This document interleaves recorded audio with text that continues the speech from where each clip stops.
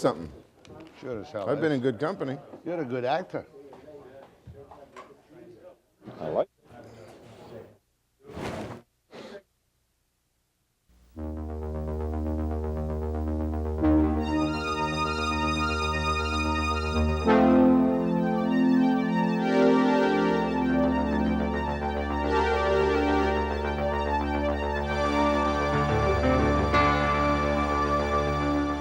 Good morning. One benefit of being around a long time is that occasionally, sometimes frighteningly, a ghost comes out of your past. This particular ghost comes in three forms. And first of all, I want to ask you, do you know these men? Red or white, Hathaway? Nothing in the red. Reminds me of business. Troubles? Seems pretty rational to me. Your Honor, you just saw a man acting sane. Believe me, Mr. Branford needs years of psychotherapy. How about jail, Your Honor? I hate to put him in Michigan Avenue, Irwin. He'd be eaten alive. And thirdly, do you know this man? We'll find out about him later. On the more serious side this morning, you all know that Hong Kong is going to revert to Chinese control in 1997. And that's only the day after tomorrow in the long-range business of the world. And I have one of a top Hong Kong businessman here this morning, Eric C. Waterhouse, managing director of the Mandarin Oriental Hotel Group, to give us his version. And then back to the old hard and somewhat depressing labor news in this province. We're going to interview Roy Gautier of the Building Trades Council, a group of unions, often in the public eye and often not making friends with the public, who are this year facing what can only be described as draconian wage cut and condition demands from the employers. But first, after the break, the man with three heads and three faces. Cheryl, get me off this show. This man is not well. You all, of course, know who my first guest is. He is the gifted and talented and wealthy and prosperous and starring Larry Mann. He's done everything. He's been on Emmy Award-winning shows, Oscar Award-winning shows. He's won Best Canadian Actor Awards. He makes a pile of money out of doing television commercials, which are quite funny. And 30 years ago, when I was a small, chubby-cheeked boy making my first appearances on Front Page Challenge, I used to go into that gruesome Studio 4 in Yonge Street in Toronto, scared witless of Gordon Sinclair et al., and this man here would put me through my paces and treat me like dirt, and you haven't changed a bit. There's obviously good reason to treat you like dirt, Webster. Give me one. Any man who sits here and smokes like a chimney, when you appear on a guest on your show, you've got to end up like smoked salmon. You gotta be joking. Oh, why do you do that to yourself? Does it upset you? No, just my health. Well, this is Cold Turkey Day. I come away stinking of tobacco. And if at first you don't succeed, try again. But I want to do a Front Page Challenge with you.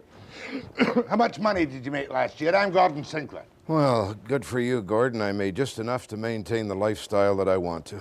Is it not a fact, though, that you were almost... Tell me the story of your weight loss and how you nearly failed in Hollywood. Well, I don't know why, but I decided I was going to lose a lot of weight. And You were self-conscious about your belly. You're going to wait for the answer? Not necessarily. Oh, okay, all right. Well, I would decide I was going to lose a lot of weight, and I treated it like a game, because it was, and I just kept losing and losing, and finally when I reached where I was supposed to be, I said, I've won. And then I started to sit there, and no one wanted to hire me because I was no longer the image that they had created for themselves of what I was supposed to be, and I literally, on camera, did not work for 2 years. That was in Hollywood? That was in Los Angeles and here. But what took you down there? You were doing very well in Canada. I can remember you, I'm so old, on Uncle Chichimus. Oh, that was a wonderful show. That was Lester B. Pearson's favorite television show. It was It's a kid's show. Well, that's what kids thought. It was a satirical review of the day's news. And if you want a great trivia question, figure out who the director was. And if you say anything other than Norman Jewison, you're wrong. Well, did he give you that jacket this morning? Oh, that's the other Norman Jewison. That's from the Vancouver Canucks. No, as a matter of fact, I wore this for a very special reason today. What's the very special reason?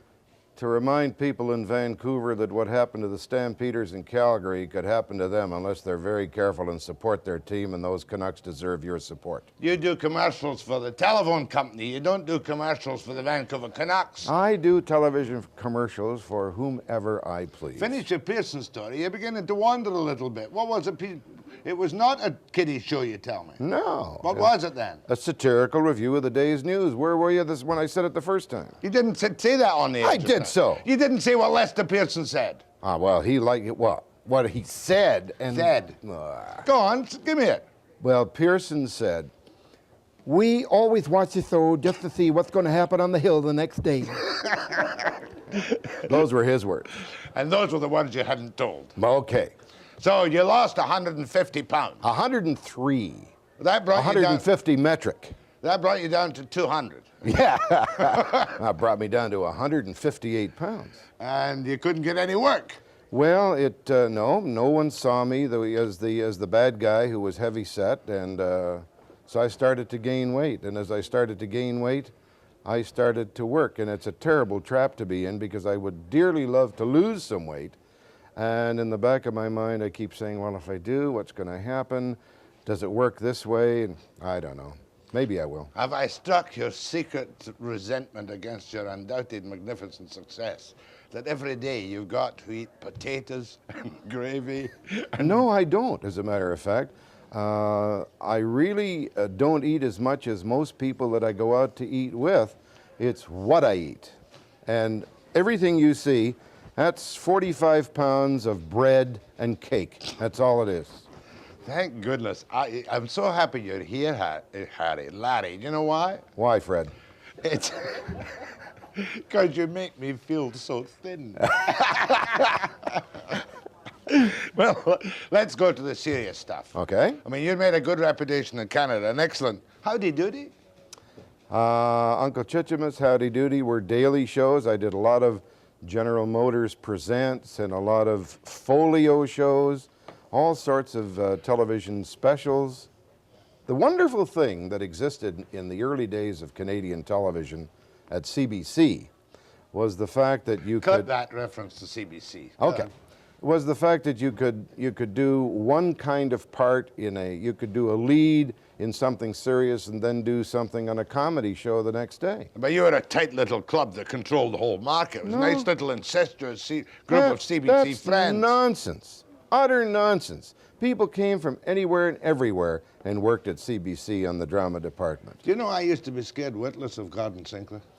Well, there was good reason for it because Gordon was firmly established in the East, and everybody from the West had this thing in their head that the East ruled the world. Still does. No, they do. They feel definitely inferior. We still do. Until they go down there and discover that they're just as good as anybody else. And Gordon really depended on that to maintain control over you and convince you that you could never hold his job, and he was afraid that you would.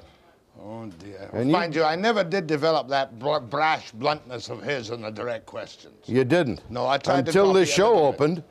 Larry Mann, of course, is, as you well know, one of the great Canadian exports. And you chose to stay down there. You don't want to work in Canada, do you? I want to work in Canada as much as possible, and for some strange reason, people don't ask. I'd love to work here. What do you got? Well, we've for Freddie Hart, the floor director. Come on in, Freddie. I worked with Freddie when he was in Come on, Toronto. come on. Walk, limp over slowly, Freddie. Say hello to your old buddy. Hey, Freddie, don't listen to him. Don't listen to Say, him. nice to meet you, Larry. Nice to meet you. Nice to meet you, You have to Fred. do everything he says. Oh, really? Take a break. I will take some phone calls.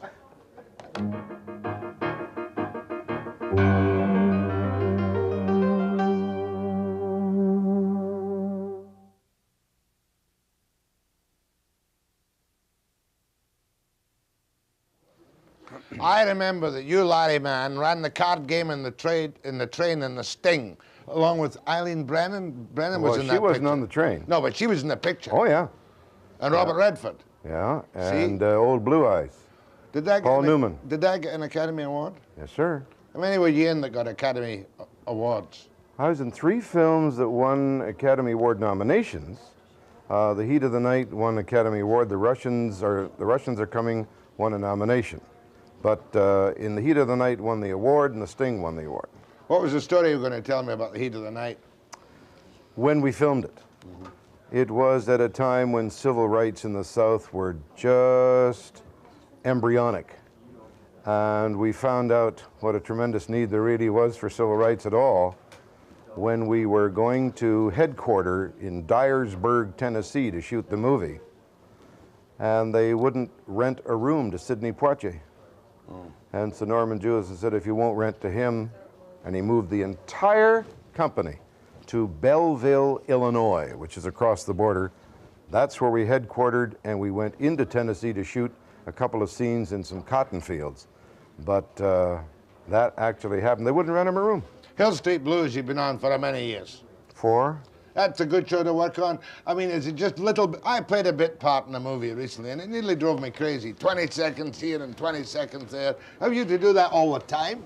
Yeah, but your problem is that you're used to writing a whole thing, you're used to doing a whole thing, and suddenly you're into a medium that was new to you. Film is made up the same way. It's like baking a cake. You put in a little of this and a little of that, and a little of that. It's a nightmare. Well, not if the mixture's right. Well, I expect shortly to be discovered, of course. Really? Yes, really. Doing what? Well, I'm going to go home, pick it out, go up to 260 pounds, get myself bald, you know, darken my eyebrows, and I'll be your double. Fair enough. Let's take a couple of calls still. What are you doing here? I am here to take part in the introduction in BC of 900 service. 900 service. Yep. Whatever it is. You want to know what 900 service Not is? Because I won't tell you. No, I'm not going to ask you. Oh, all right. You got your plug. Okay. Go ahead to Larry Mann. Oh, Mr. Mann, I just want to congratulate you that I think, you're so identifiable with that telemarketing and the humorous way in which you do it. Like, I really enjoy watching your commercials, and I enjoy watching very few commercials, but yours is one of them I really do enjoy. Talk on that? No, you just talk. I can just talk. Let me explain to you. Yes. This is Don't go away. modern Canadian television. You speak, and he'll hear it, but it's 7 seconds ahead. Okay. Well, I thank you very much. You're very, very nice to call, take the time to do that. And I'm sure that you are very good at what you do, too. What do you do, by the way, sir? I'm an accountant tax planner. I wish I'd met you when I was 24. Okay, thank you very much. Thank you. Thanks very much. Go ahead, please. Hello. Good morning. Morning. Oh, hello, I'm on. Yes. Yes, Mr. Mann, I think you're an extremely good actor, and I'd like to hear some more information on your telemarketing advertisements. Watch the commercials. Wouldn't that be good advice? Well, what exactly is it that you want to know? Isn't there supposed to be a 900 number for BC? Yes, and if you are very, very patient, later today, you'll find out all about it when we introduce it to the media. Oh, you're sneaky. I watched you on the news last night, and I was thinking, well, I'm going to find out all about it on the Webster show today. And are you going to punch Webster? Sure. Oh, good. I'll watch. I said yesterday at noon I was going to punch him, and I'm going to. Oh, poor Webster. I'm sorry. I cry real alligator tears for you, hon. Here we go. Here we go, Webster. I said I was going to punch you. No, no, no, no. Turn around, turn around. Oh, I just learned how to flip my chin away in that did movie you? I was in. I didn't know that. Well, in that case, I'll do it. You ready? Oh! Go ahead, please. Good morning. Morning. Hello, Larry? Hi. Hey, don't punch Jack Webster. Oh, no, no. Listen, Larry, you are involved in 900 Club, Yes? and I am involved in 1-800. And CJOR is involved in 600. Oh, the name of goodness. The woman's these are all these telephone company employees competing radio and television stations phoning. Well, I've no more of that. Larry, how do you pass your time these days? Seriously. Playing golf In California? in Palm Desert, Palm Desert? and coming up here and meeting a lot of wonderful people with BC Tel in British Columbia. Hope to see you one day back in Canada doing some acting. What's your handicap, by the way? If we're going to play golf, I got to find that out. I always lie about it. I'll dicker on the first tee. My thanks to Larry Mann, the inimitable Larry Mann. Now we'll get down to serious topics on Hong Kong's future after the break.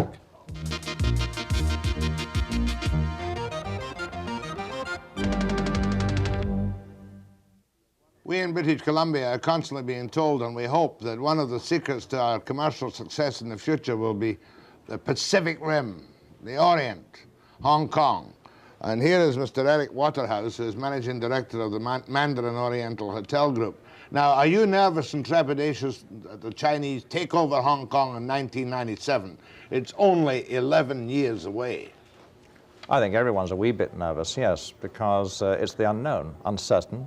And so we all have to sort of hope that things are going to go on more or less as they were before. But haven't the British and the Chinese signed a clear, simple agreement which maintains certain... What conditions are maintained which you like after 1997? Well, the most important things, I suppose, are law and order. The legal system, which has been British for many years, is being hopefully maintained. And I think the Chinese have more or less agreed to that. The question of freedom of travel, so that people within Hong Kong can travel and do their business, because any Chinese that can't do their business are going to be pretty miserable. The question of currency has not yet finally been agreed, and certain of the interpretations of which passport one is going to have or not have, as the case may be. And I think some of those issues are obviously making people nervous. How many people live in Hong Kong, if it's possible to tell? Well, the last count was between 5.5 and 6 million. That's Chinese, and there are probably about 100,000 non-Chinese, which are made up of 30,000 Filipinos, about 15,000 Brits, 15,000 Americans, 15,000 Indians. In other words, it's merely small pockets of the non-Chinese who control the entire financial market of Hong Kong. No longer. The financial market of Hong Kong is very much in the hands today of Chinese, British companies, American companies. The money is fairly evenly distributed today. Well, one of the big attractions of Hong Kong surely is its income tax, or its lack of income tax. What's the kind of average tax level in Hong Kong today? Well, the average tax level is around about 15%, but you can pay up to 18%. It's around that mark. But not many people pay tax, because not many people earn enough to pay tax. If you took Yeah, but I'm talking about the financial interests. Yes. I mean, all the non-ethnic Chinese, more or less, yes, will be people who can live very well on a maximum 18% income tax. 18% tax, yes. Now, is there a flight? It's a standard routine question, but when it goes back to Chinese control, is there any sign of a real flight yet because of fear of passport control, currency control, political control? Not a flight, because not many people of that 5.5, 6 million are able to fly. Only those that have enough money to pay for a flight and to, say, pay for the children to be educated overseas or to buy property overseas. So it's a very small minority. But yes, some people have made sure that if they ever want to get away, they can do. And it goes back to 1949, when the Chinese communists arrived on the border, and particularly people in Shanghai were very concerned and fled China without anything, or with just what they stood up in. Now they've got 11 years to prepare for something that might or might not happen. So some of them are doing that. Well, there have been many big investments on the West Coast here in Vancouver. Not that many in downtown construction, but many lavish homes have been bought with money from the Orient. Well, what's that trend? Is that merely finding an escape if necessary? That's finding an escape which they can go to if it happens. I think, frankly, that in the future, people will also invest more in business, and they're looking for business opportunities. Possibly they would invest more if they were certain that labor conditions and everything else here were going to be better. But mind you, compared to the stability of Hong Kong, the stability in any part of Canada has got to be magnificent. Oh, absolutely, I agree with you. And it's a wonderful place to live. For a wealthy Chinese in Hong Kong, which countries does he aim at if he wants to buy a home or create landed immigrant status? Which is his personal preference? Preference is usually for North America, Canada, United States, Australia, Britain, usually an English-speaking country, because English is his second language, if not his first. But Canada's high up on the list. Mind you, we see all these stories about lawyers or agents in Hong Kong saying, give me 15 or 20,000 bucks and I'll fill in the forms for you and get you into Canada. Yeah, there are one or two people trying that, but that's not so easy, and I think a lot of people have been misled by it. But in fact, Canada's less difficult to get into than many other countries, and people come here for that reason. In 1997, is it a cast iron agreement, or might that, I believe you'll keep your present economic and social system for 50 years after, is that correct? That's correct, and also the ability, in fact, to invest in land, and that's been very important. That if one invests in land today, that the freehold of the land will in fact last for 50 years after 1997, whatever it is today.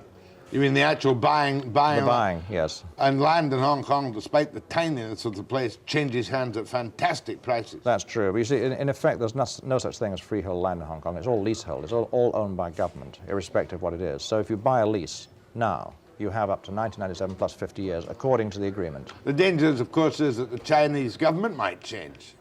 Well, that's right, and that's, of course, the $60,000 question, exactly what is going to happen. But if you believe in history, then the Chinese have been very good in keeping their word on most treaties and most things they've signed. Yeah, in other words, you yourself have a fair amount of faith in a document signed by a Chinese government, for instance, basic rights and freedoms, speech, worship, political association, property ownership, and travel abroad. I personally have, yes, because I say history generally bears out the fact the Chinese are very honest about it, far more than the British have been. Perfidious Albion has not been too good about now, treaties. Your group, the Oriental, you build a fancy big hotel in Vancouver. How many do you have throughout the world? We have 10.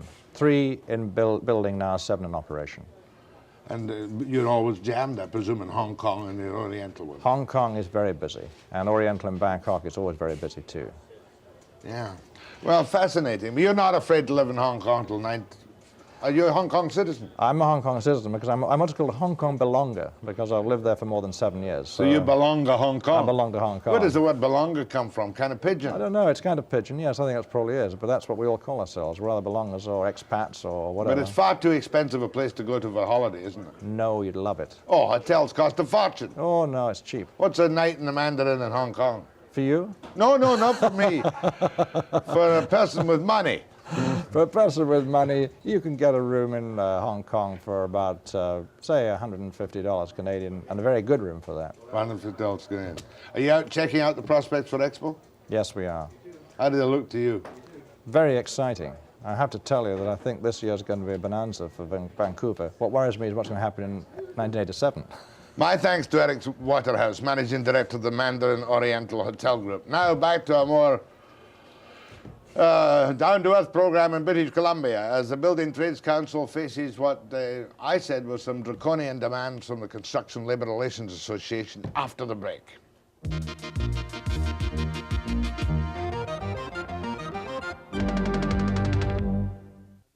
There have been murmurings of this development in the building trades and in business for a while now. And this is the kind of story you've got to look at in the first flash as something that you've got to understand and assess. But on the face of it, it looks like the Construction Labour Relations Association of BC, which acts for all the big companies, is going to put the hammer on the building trades unions, if it can, as of midnight, April 30th, 1986. Now, relations have not been all that good in years past, but things have been very quiet lately in the building trades, have they not? Well, I think generally, Jack, the industry is very quiet. The action in the industry is down about 50% from the beginning of 1982. So you can say we're quiet in the sense that there just isn't the work in the industry. And you've still got what percentage of your building trades union members out of work? Around 50%. It's still 50%? Still 50%. And Expo has been proceeding apace without any really serious troubles and will go through without any problem at all, right? Well, in a general way, we'd say that. There have been rumbles. Yeah, rumbles, but broadly speaking, there's been no major trouble since the penny farthing capers, right? Not major, no. Right. Now, I have in my hand their letter to you, which says termination and cancellation of existing agreements. What does that mean? Well, what it means, it's a departure from the normal process. They would send a letter and we would respond to open up the bargaining process. That they've done in the letter, but the other factor is the cancellation and termination proposal for April the 30th. And what that says to us is that they've they've brought forward a set of proposals that are absolutely unacceptable in every respect, and they're saying as of April the 30th, if we don't accede to those proposals, then they're free to operate in any way they want. I would say that it's a declaration of war, and they intend to go non-union May the 1st, 1986, if we don't buckle to 25% cuts. It's that simple. A declaration of war that they intend, all the big presently unionized companies, to go non-union as of May the 1st, unless you buckle to 25% cuts. That's it. I just wanted to get that in my mind. Now, you haven't a good feeling between you for many years. You've been fighting cat and dog with CLRA for years, haven't you? Well, let's put it this way. Always in the collective bargaining process, it's been a difficult process, but between times the relationship between the contractors and our unions has been generally reasonably fair, I would say. Have they given you the specific wage demands of the wage cuts that they want to implement on this brand new agreement after the cancellation of the old one? Yes, Can you tell me what they are? They vary from $4 to $5 an hour cuts. The elimination of a travel provision we have in the lower mainland is worth 75 cents an hour. They're proposing to cut that. They've reduced the percentage holiday pay from 12% to 8.4%, which is worth another 60 to 70 cents an hour. They've reduced the annual holiday provision by 1 week. They're proposing to cut 3 statutory holidays out of the current agreement, and there's a whole list of smaller items which are economic factors but maybe not direct monetary factors up front. Well, how much would that come to a total overall hourly cut? $6 or $7? I would say it would be in the region, it varies trade by trade because I note that they have made some differences. It's in the region of $6. So that would be bringing, say, the total wage. You've had the highest wages in the country, haven't you? About parallel with Toronto. Yeah. I mean, good wages. Yes. And so they're going to knock you down from what average hourly level? 22 to 16? Yes, a little bit higher than 22. Say 23 would be the average, and we're down. But when we say that this is a conflicting figure of the total package, because out of that, the way we operate working from one contractor to another, the holiday pay comes, the fringe benefits come, the coverage for medical and so on, so that you have to view it that it's really a $4 to $5 cut off the basic wage and a $6 plus off the total package. Yeah, it's including the fringes. It'd be $6 right, off the total package. So it's 25%. Well, that is, from your point of view, these certainly are draconian cuts. Absolutely.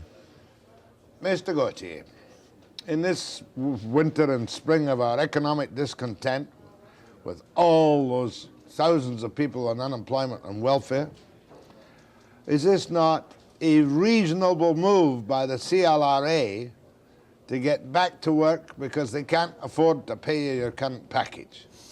No, I disagree with that completely, Jack. They put forward that position that they've got to be competitive, but the main thing that is a factor in our industry is that the economic turndown in the province, there isn't the capital investment expenditures going into construction, new plants, industrial, energy and so on, and the work is not there. What the CLRA are proposing on behalf of their contractors is that somehow or other, and I think they just simply are responding to contractor pressure saying you've got to do something.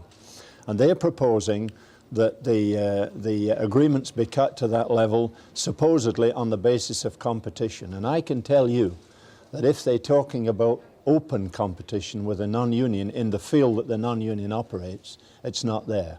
And the reason that that's very clear is a high-profile Project Expo, where the minister, the Labour Minister of the day, McClelland, had made a policy position for the government that the federal fair wages be paid for the non-union workers, and you recollect that. Now, we found out in the past several months, and we've tabulated and had sworn affidavits brought down, that the wages being paid at Expo by the non-union go anywhere from $4 to $12 an hour. That's the non-union orbit under supposed monitoring and a provision declared by the provincial government. Oh no, I'll grant you that position. That has become clear that the non-union contractors can bid so close to the union price when the agreement's enforced that they can skim their profits in a large manner. But that's not the point I'm really making. I can understand that's one of your defensive positions. The point I'm making is that we're all agreed that the economy of BC, apart from the prospects of Expo, is very poor. Right? Yes, I would agree. And we're agreed that there are no big buildings, no big construction bids coming up for the spring of this year. Yes, that's correct. Ipso facto, is it not reasonable for them to say, look, we cannot carry this burden of wages, we can get some business if you'll cooperate and cut $4 to $6 an hour? No, I don't think that will produce... Because the non-union guys can't do the big jobs, can they? I don't think it'll change anything, Jack. The fact is, and the history in North America of construction is when there is a need and a demand and the economy is going, the clients of construction will call for the construction to be done. It's a one-shot deal. A building or a plant is amortized over 25, 30, 50 years. So the matter of the wage factor, bearing in mind that wages might be 25, 33% of a total project, is not really a consideration. If there are pulp mills to be built in this province, sawmills, energy projects, LNG plant, they will go, and irrespective of where the wage level is. It's really not an argument that holds water. At the moment, these companies who are ending this agreement are unionized, certified as unionized companies. Are you telling me that by cancelling as well as terminating the agreements, they can virtually go out of business and start again on 1st of May by saying, we have no contract, anybody who wants to work at these wages, if we have work, we'll give it to them? That's what they propose, and the parallel to this, of course, is quite close. The province of Alberta, that's exactly what took place in 1984. They went through a process of negotiations. They don't have the centralized bargaining structure that we do in this province, but the upshot was the same. The agreements were terminated, and the work people were called back to work 1 or 2 days later after the termination date, and they were faced with a proposal from the various companies. This is the wages. If you want to go to work, this is what you work for. No, those cuts have been in Alberta up to $7 and $8 an hour. And it also happened in the packing houses too, did it not? Yes. They closed the plant and said, if you want to come and work. Are these the economic facts of life, or is this, I know your answer, a deliberate attempt to smash the power, the undoubted strong power of groups of unions like yours? Yes, I think it's twofold. I think there is, amongst the small contractors, there's a genuine effort being made to say, well, we've got to do something. And they don't really know what something is, and that's where I think the position is irrational, because this won't change anything. But I think, on the other hand, statements that have been made, for instance, Chuck McVeigh, I noticed in the Globe and Mail last week, made a statement that the construction market is soft, and it's now time for the contractors to, quote, have at the unions.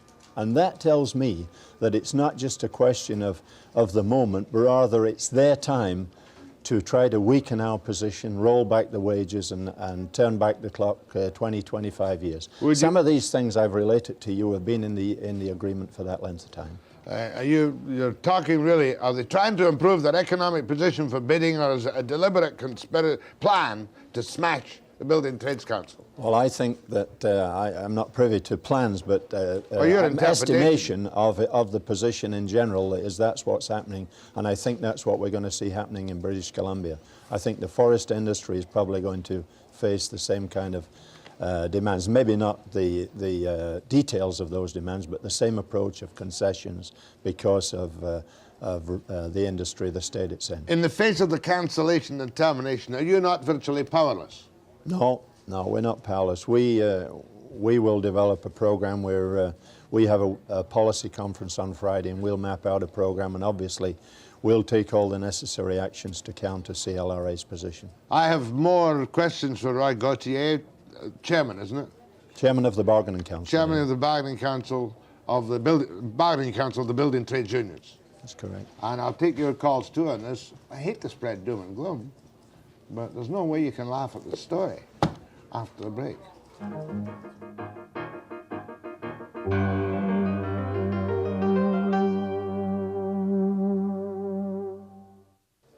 Roy by Gautier, Building Trades Council. The position is clear. The employers have said, we can't afford to pay you this fancy contract anymore. Come the 1st of May, chop, chop, we'll go non-union. That's your interpretation of it. Yes. Unless you come to heel. That's it.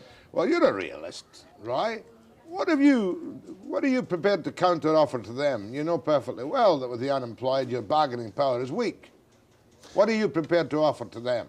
Well, we, in informal discussions with Chuck McVeigh, I put to him on behalf of our council that we have proposed a 1-year rollover. In other words, that the agreements remain status quo for 1 year. And there's a number of reasons for that. First of all, the clients of construction are looking at our industry in the 3 or 4 months before termination date. We need stability because if we are to capture the construction market that remains, we need that. Any kind of chaos in our industry, in our opinion, will drive more work into the non-union camp. Secondly, we're conscious of the fact that we have some major events in the province, the Vancouver Centennial, Expo and so on. And whilst we have some thoughts about Expo, as you know, nevertheless we feel it would be appropriate in this province if we don't have labour chaos in 1986. And you've offered the rollover, right? That's right. Offered that. What about all the screaming and shouting there was from McVeigh and the boys and individual contractors on the featherbedding?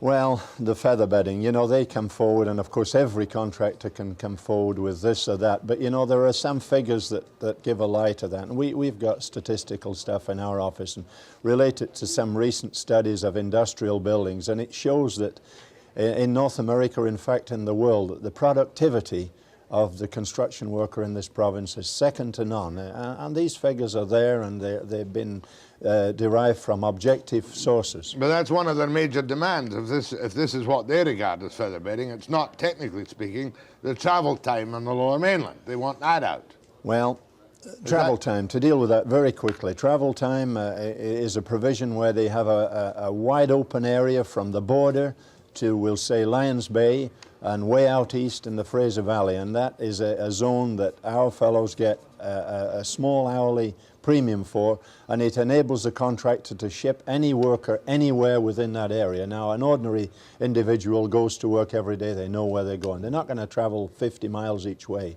And I think elimination of that is totally unfair, the proposal they have. All right, now, you know what's happened. The IWA in Washington State, they've lost a large number of plants which went non-union under their liberal, more easy for the management labor laws. What about the construction industry in the Northwest in Seattle? Have they ever had your kind of wages, and have they backed off, and are they in bad trouble? Well, what's happened in the states in general, and Washington State the western states may be somewhat of an exception in holding the line, but in many of the states across the line, they have adopted the proposition of collaboration, I can only call it, with the contractors to try to seek this market. And it's never created any more jobs for the organised workers. No, it just hasn't happened. They've given away a lot of their benefits, but it hasn't increased employment at all. And the same can be said across this country, Toronto, where it has happened. It's just not created any more jobs. But they've come down below your wage levels in Toronto, have they? No, Toronto is holding right now, Jack, because there's a tremendous amount of activity in the metropolitan area of Toronto. Don't you feel that the kind of public will say, good for CLRA, it's time these guys making $23 an hour brought back to reality with the rest of us? Well, all I can say, Jack, if we want to create a provincial banana republic, as it were, in this province, then let's drive down the wages for everybody and have the purchasing power reduced, and with the lack of outside investment, that's exactly what we'll create. We won't have the wealth and the standard of living that we have at the present time. Another question, are they entitled, are they being the CLRA, are they entitled to not only terminate but cancel, and does that leave you without any weapons to go to the Labour Board? Well, we have sent off a wire to the Minister of Labour because we've got to verify at this point in time whether CLRA have carried out the provisions of the Labour Code. There's a section called 66.2, and that provides that for cancellation of agreement, consent must be sought from the Minister of Labour. Now, I have to speculate that CLRA have already done this. If they've done it in the last day or two, then we may not have been notified. But if that's been done some time ago, we're going to pile on political pressure because there is no way on God's earth that any Minister of Labour should agree to that proposition from CLRA without notifying the other party. So whichever way it goes, we're going to have some pretty strong questions. Because normally, surely all agreements are continuing subject to an agreement at some stage. That's right. There are various provisions. They're known as bridge clauses and so on. And while the negotiations process is going on, the old agreement stands. Short of a strike action or strike lockout, or lockout, it continues. That's correct. So Segety, therefore, that brings you right back to the provincial government. Segety will have had to, or will have to, give his approval under 66.2 to cancel existing agreements. Yes. Tough, isn't it? It's tough.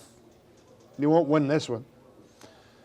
Well, it depends what you mean by a win. We intend to hold our position. I can say to you and to the listeners that there is no way that the building trades are going to accede to these kind of rollbacks on wages. What we have said to CLRA, in addition to a status quo position, that we're prepared to look at some of the areas where they feel they have a concern and what's known as sunset. That is, have some of the clauses in the agreement not operative for, say, 23 months out of a 24-month agreement.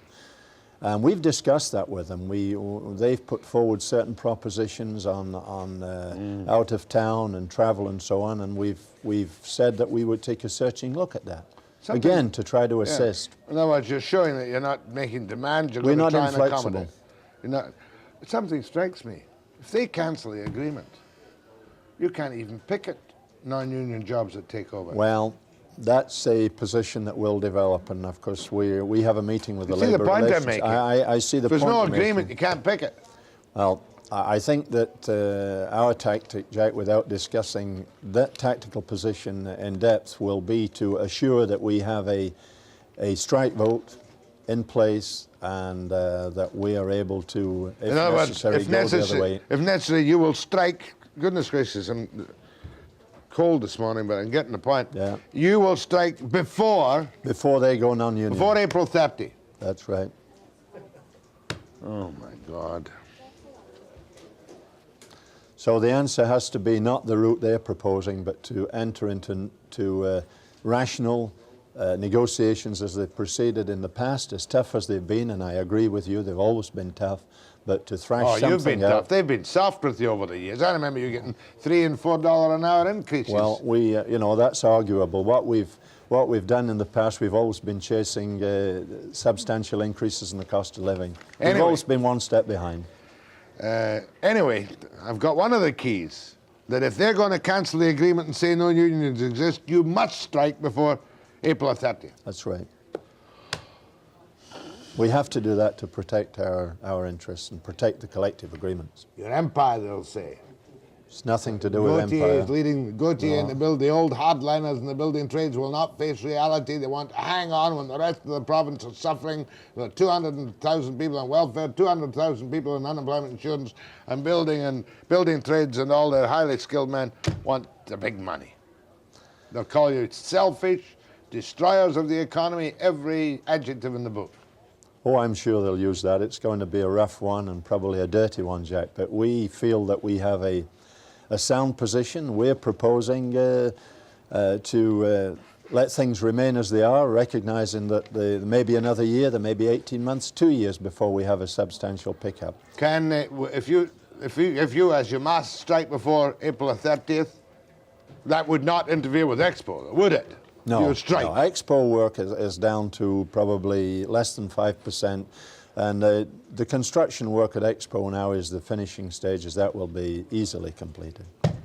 Your questions and calls and comments to Roy Gautier, Chairman of the Bargaining Committee of the Building Trades Council, and you still President, Secretary? Of the BC and Yukon Building Trades Council. After the break.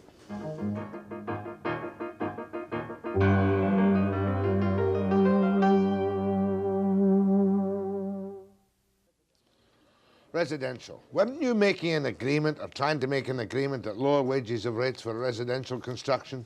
Yes. Some time ago. Yes. It was a part of the memorandum in 1984 settlement that we look at the feasibility of a separate residential addendum to the standard agreement. Because that was all being done non-union. Well, not entirely non-union, but it's true to say that in the intense competition that we had lost some of the residential work we had in the wood frame stuff, the walk-up apartments. You never did come to that agreement in residential? No, what happened, we negotiated over a substantial period of time. A proposal that went to both parties was rejected on our side, and CLRA then went to the Labour Relations Board to try to seek to piece off residential away from the standard agreement. That matter remains at the board. In the board's oral decision, they told us both to get back and bargain. Go ahead, please. Morning, Mr. Gautier. Morning. If you thought for 1 minute that you would have more clients and your brothers would get more work, would you accept a wage cut? Well, I think that that is a factor that's the unknown, and of course I suppose that could be contrived, but the evidence, as I said before, in North America is clearly that wage cuts, rollbacks of conditions have not produced any more jobs in a downturned economy. Well, it seems to make sense, and then when the economy picked up, it would be agreed upon that you would get your pay increases back when the economy picked up. It seems to me that that kind of contract could be negotiated. Well, obviously, we're not in the business to negotiate downward in our collective agreements. If, in fact, there were guarantees that a lot of work would flow, I suppose that might be a factor to consider. But the fact is, it's not there. Yeah, it's not there. It's not there. The work is not there. The industry has made an estimation this year that there will be 20% less construction work in this province than there was in 1985. That's the reality. And that'll be why you're totally for Bennett's plan, or Chess Johnson's plan, to build Site C without any fresh hearings, if the cost can be recovered, or even if it can't be recovered in sales. Our position on Site C is that we're in the construction industry. If the decision is to go with it, then we will build it. And you'd be happy to see it? I have some personal reservations about it, Jack, but if the powers that be, the government has the final word, if they negotiate with the people across the line, the economics of that and it's viable, then we will go ahead and build it. We'd be happy to have the jobs. Go ahead, please. Good morning, Jack. I have a question for Mr. Gautier, and then I'd like to hang up and listen to his response. Thank you. Mr. Gautier, I would like to hear just one good reason why a union member who hasn't worked for 3 years won't go non-union. Because of this reason. A clique will name hire the same members all the time. So 80% hardly get to work at all, while 20% work steady by name request. And some companies hire so-called short-term and then lay off members taken off the out-of-work list and hire again short-term and repeat this procedure until they have 100% name hires.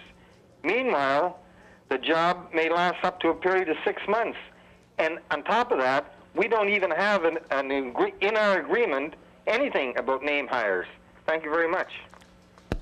He's making a very solid point as an unemployed member who says that the name hire people get rehired and rehired and can fiddle it to permanent name hires. Why shouldn't he go non-union? Hasn't worked for 3 years.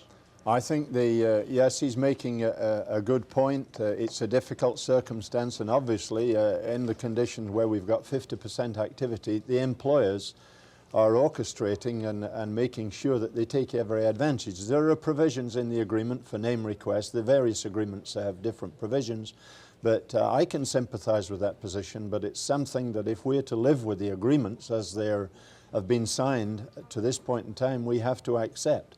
The matter of going non-union, I think people working non-union, it relates to a factor that comes on track a long time before 1 or 2 or 3 years, and that is the fact that our provision, an arrangement with the unemployment insurance provision, gives us the ability to be on the dispatch board of any union for 16 weeks. After 16 weeks, the unemployment people can direct any worker to go and seek work anywhere. Otherwise, they can be cut off benefit. That's the reality.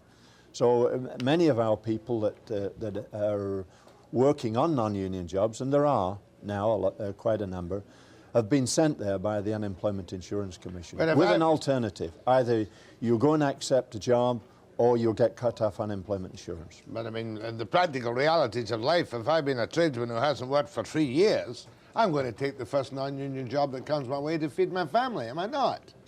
Yeah, I think how can I you think have after 2 or 3 years, Jack, we all recognize that an individual's first responsibility has to be to his or her own family. That's without question. That was a good call. That's a touching call, that, you know. Yes. Go ahead, please. Good morning.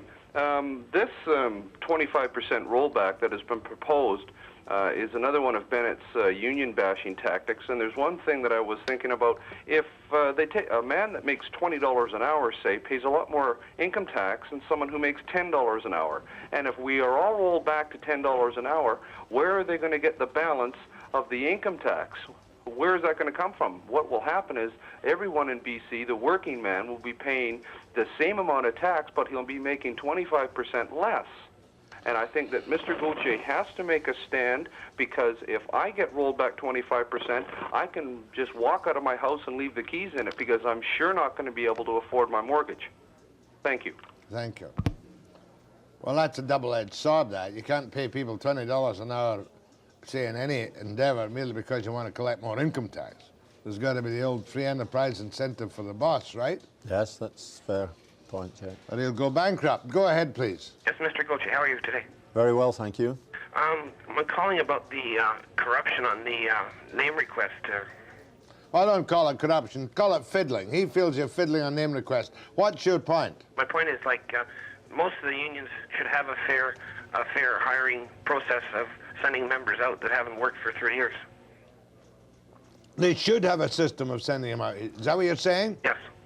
Well, I think most of the building trades unions do have a provision. The problem arises that it's not a matter of having a simple dispatch board where the person that's been out of work the longest goes out first. That's operative, but it's the name request problem that comes into it. That's what's been put forward as a problem, and I say again that the contractors contrive to use that name request right now to their advantage, and yet an individual single union is bound to honour the collective agreement if it provides for name requests. But if I'm an employer and I know that Mark Schneider's no good, I don't want Schneider, I want Steve Wyatt.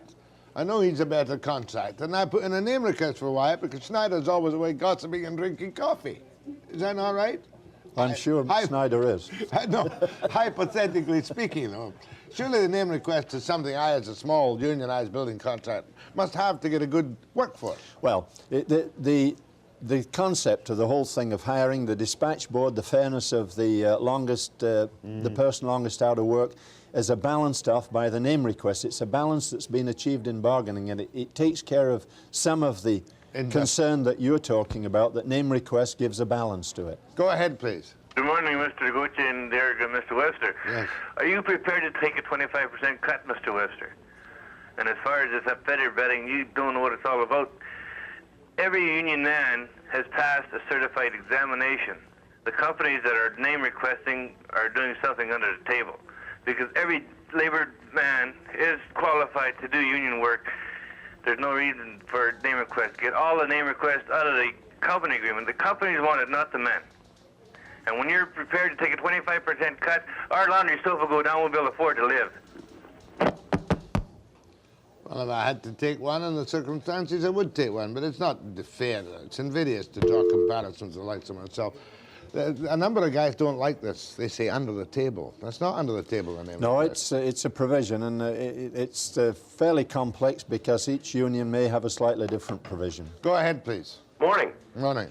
I got a letter from my union stating on this bit with the union agreements being canceled. Apparently, some of the companies in Alberta were going non-union a day after the union agreement had run out, and offering their former employees wages at half what they were paying before, and threatening to tell UIC that they turned down the job if the workers wouldn't go for the deal that the company was offering. And apparently, the workers that did refuse the work were getting informed or reported to UIC about refusing work, and these guys were getting cut off. Now, isn't that some sort of coercion or blackmail to force people to go to work? That's correct. That's factual. That's exactly what happened on May 1st and May the 2nd in 1984 in Alberta. The employers notified the unemployment insurance there'd been a refusal of now job. here in Vancouver are the companies that were pulling that kind of stunt off in Alberta. And another thing is, if our big government officials can spend $30,000 for a fancy desk in an office and $100,000 for fancy office renovations and stuff like that, and take wage hikes of 12 to 15% a year, where have they got the right to say that we can't have our wages? Fair enough, boy.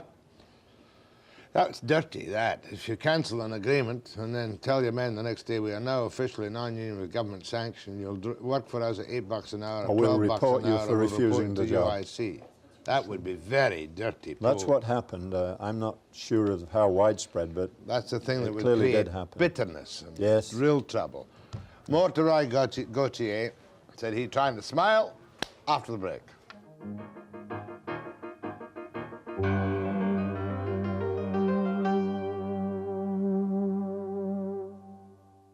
Roy Gautier, Building Trades Council, 25% cut wanted by the employer, prepared to accept a rollover.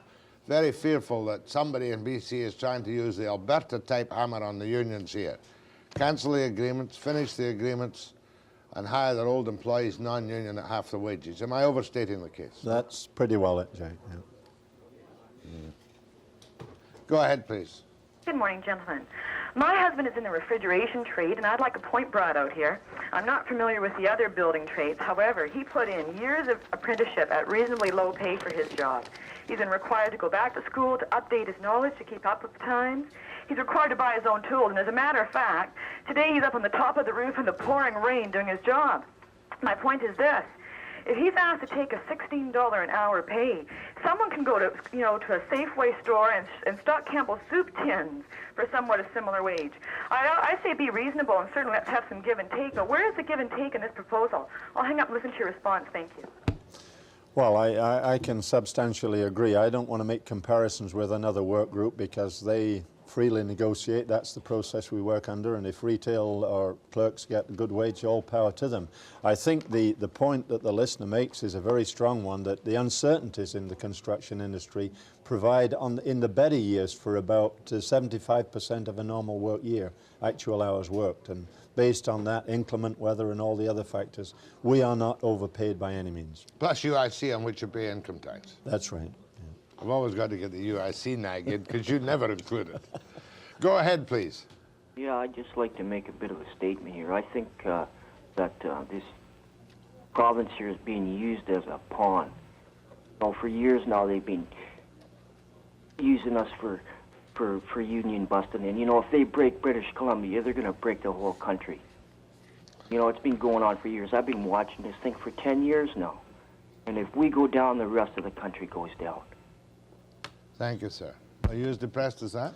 No, I don't perceive any kind of conspiracy. I just think it's an employer reaction to the current conditions. And as I say, McVeigh, for the contractors, said it. It's time to have at the unions. They feel that they can this is a year do they a can number hammer on you. us, and they're going to try and do it. Go ahead, please. Good morning, gentlemen. I'm in one of the construction trade unions, have been for 13 years. And we're under the request system of 50-50 hire, 50% name request. And our union just recently did a survey. They went to the dispatch computer and determined how many of the members were doing most of the work. And 20% of the membership was doing the greatest majority of the work. Now, if the request system was abolished, more of the members would have more opportunity to accept jobs. Therefore, those that haven't been working much will, in fact, receive pay increases simply by the fact that they're working. And we could accept some sort of a diminished wage to some percent. Without the request system, we'd all be at least more opportunity to go to work. Therefore, the majority of the trade union members would realize an actual income where they're not realizing now, directly the fault of the request system. Okay, he makes a point. You notice now he's more concerned about work than the level of wages. Yes. Well, I can respond, Jack, to say that the provisions for name request, of course, were provided in good times. And, of course, when the times are tough, the whole scene changed.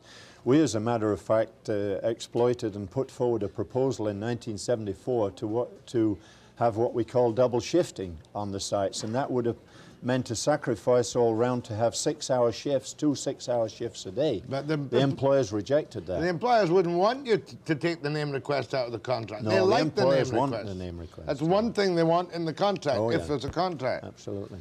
Go ahead, please. Yeah, Jack, I think Mr. Gautier should wise up a bit.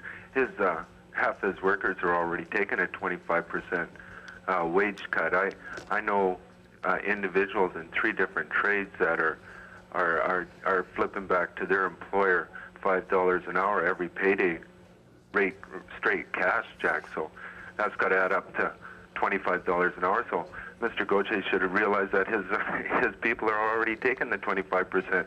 Oh, well, just a minute. You're suggesting that they're buying the jobs by giving the money back to the boss or the foreman or somebody? I'm not even suggesting it, Jack. I'm saying it as a known fact that these workers are giving back $5 an hour to their boss to keep their job.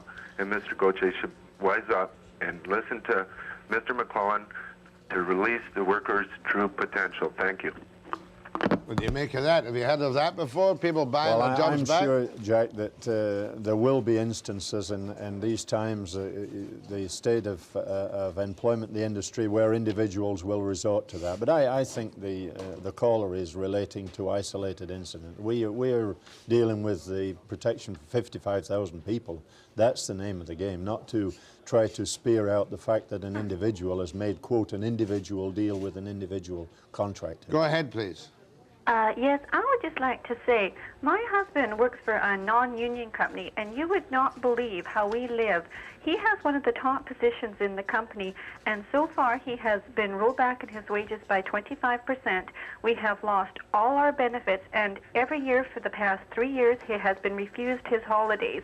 And we can't do nothing about it, because if he does take his holidays and he goes back to work, he'll be laid off for some other reason other than not taking his holidays. Does he get his holiday pay? No.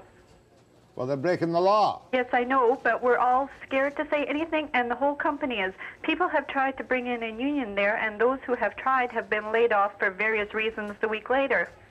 We are in constant fear of anything we do to that company, and obviously there's no jobs around, so if my husband was to complain, we wouldn't have a job the next day. And this is actually the 4th year where he has not had a holiday. Well, I think, Jack, that's as clear an expression as you could get of the plight of a non-union construction worker and what we would lead into if we ended into this chaotic jungle with CLRA going that way for 55,000 people and their families, plus the non-union sector that's already in that plight. Well, what did your husband plan to do about it? Nothing. Well, what can we do if there is no other job for him?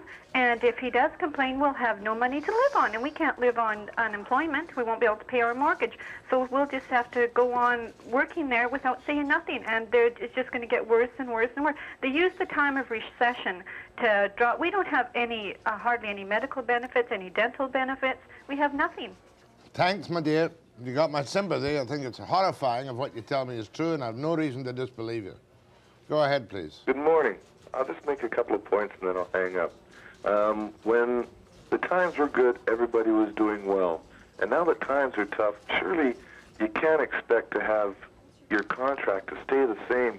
You said it yourself that down in Seattle they took a cutback, and yet there was still no more work. But even if you keep your contract the same, surely the non-union people that are out there are going to get the contracts, and then you're still not going to have any work.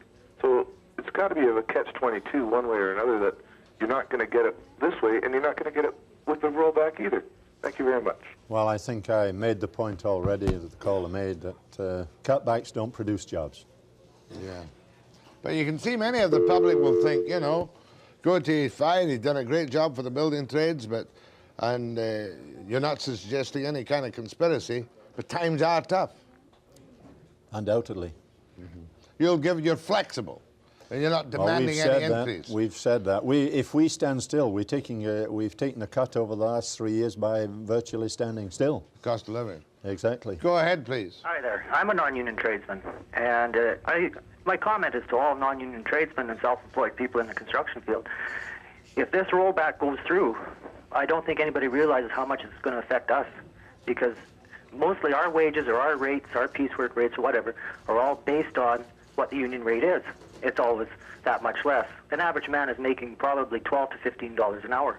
Should this rollback go through, I think construction in the next few years is going to be a sorry place to be in. No one's going to benefit except the builders and developers, and it's been proven right now. We're working on piecework rates that are 10 years old, and the construction is harder and more difficult. You've got to put in longer days, longer hours to get the same work done, to make the same wages that you were before. And should this rollback go through, like I say, it's gonna affect everybody in this province. Sorry. I'm sorry, Jack. No, the point is well made, and this illustrates the point of the lack of appreciation by the contractors and CLRA, although we've put this position to them constantly, that if there were to be these rollbacks, it simply means that the non-union contractors would lower the plateau and would force down the wages and therefore would be able to further underbid the jobs. When do you have your next formal meetings with the McVeigh and the CLRA? Well, we'll have to formally exchange proposals with them. I would think that will be in the next couple of 3 weeks, Jack. That's not been set yet. But you don't know yet whether you tell me that the approval of Segety as the Minister of Labour is required before the cancellation of the existing programme at the end of the agreement can be made effective. That's right. And you don't know if Mr. Segety's made that decision No, yet? we sent the wire off yesterday, and obviously we've not had a reply as of this morning. We would hope that we get a fairly immediate response. The only thing I can say is best of luck to British Columbia. Let's hope that there's Labour peace after this contract expires on April 30th, 1986. Thank you, Mr. Gautier. Thank you, sir. Next, I've got to face my own fate after the break.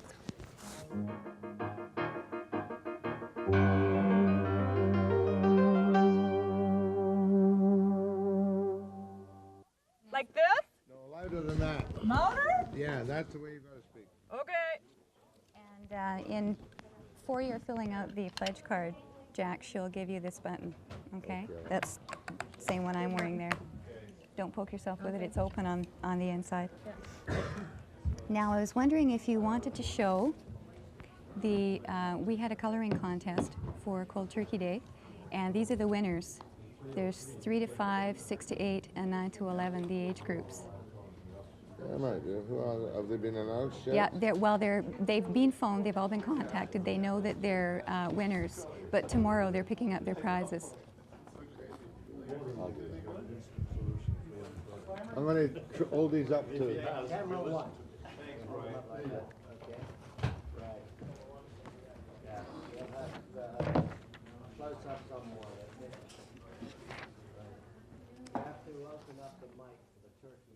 you want to talk about any of the... I am now thoroughly depressed. If at first you don't succeed, try again. I started smoking when I was a young reporter in Glasgow in the 30s because I thought it was the right macho thing to do. I used to go out and get 3 or 4 packs a day for a fellow called Forrest, who was the chief sub in the Glasgow Evening News. And he was the think that started me smoking. I smoked all through the war. I know it's stupid. I've tried again and again and again and again. But this time, what's your name? Shout at me. Tom C. Turkey. And I think you should put that out. Oh, why don't you mind your own business? Anyway, I'm going to put it out, Tom Turkey. Oh, good show. And all I'm going to say to you, Beverly Sullivan, from the Canadian Cancer Society, is that I'm going to make a brave effort. Well, good. Can we have that on paper? Yes, you can have it. Louder. Can we have that on paper? Louder. On paper? No, louder. Tom is going to be shouting out his message today to a number of people, and what he's getting you to do there is to sign a pledge card to be a buddy to your body and quit smoking. To be a what? A buddy to your body. I solemnly pledge to be a buddy to my body. It's just so stupid. And go cold turkey. That's it. And I get my wee badge. That's it. You become an official member of the Cold Turkey Club. And we're going to keep tabs on you. What we're going to do is next year we're going to call on you and find out how well you did. You'll know long before next year, but I'm honestly going to try, no kidding. Do you want some tips? Yeah, give me tips. Well, okay, what you can do is call the Cancer Information Line of the Canadian Cancer Society, 736-2323, when you're dying for a cigarette and you really need some emotional support. We've got a lot of pamphlets and flyers that we can give you. This one is How to Be a Happy Ex-Smoker. But I know perfectly well that it's stupid, and I know perfectly well that the only thing that will convince me to stop is if some of my doctors out there had told me years ago and frightened me half to death, I might have done something sooner. It's astonishing that I'm still in such reasonably good health, apart from my hacking cough and the aura of cigarette smoke which permeates everything on me and around me. Yes, all those nasty things. Yes, that's right. And now all I've got to do is stop taking coffee.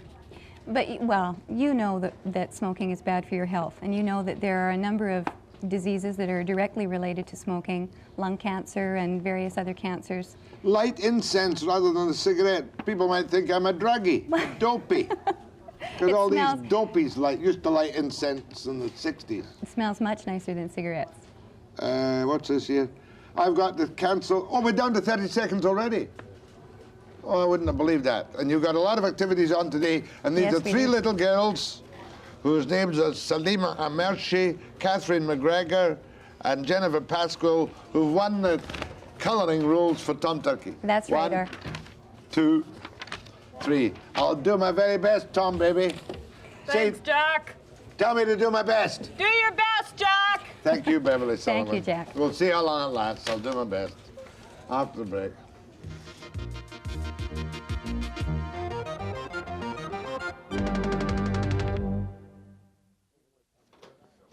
Premier Bennett is meeting with his entire cabinet this morning over the conflict of interest puzzle, and the cabinet meeting is still in session. Perhaps the future of Stephen Rogers is still in the balance. Bennett is going to hold a news conference when the meeting is over, and that, of course, will be covered in spades by BCTV News both at noon and at 6 o'clock. Don't forget, if you want to attend our Right to Live or Right to Die forum, to call these numbers, 420-3336, or long distance collect 420-6444. That's on January the 31st. Now, for tomorrow, a couple of good programs. We're going to give pro-life their equal time. It's against the program I did with pro-choice. That's Betty Green, I think, and somebody else. And then we're doing an interesting little study with some methadone addicts, former junkies, who are very much afraid that the change in the law whereby they can't get their prescription for methadone from a doctor, but will require them to go to a clinic, will wreck their lives, some of them say. I went and met with a group of them. Tomorrow, all at 9 a.m. precisely.